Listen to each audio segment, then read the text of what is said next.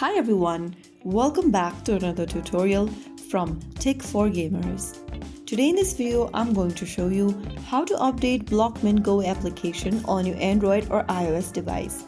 First of all, launch open the Blockman Go app on your device and from the home page after logged in, go to the bottom right corner and tap on the human icon. You'll then come across this profile section where you need to go ahead and scroll all the way down and tap on settings. Under the settings menu, tap on update.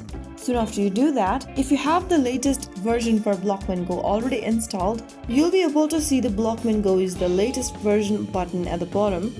But if you have the latest version yet to be downloaded on your device, the download process will begin. Go ahead and complete the download and installation to finish the update process, and you'll then be able to update Blockman Go on your Android or iOS device, whichever you are using. So that is how it's super easily done. If you found the video helpful, don't forget to like, share and subscribe to our channel. I will be back again in the next episode. Thank you for watching.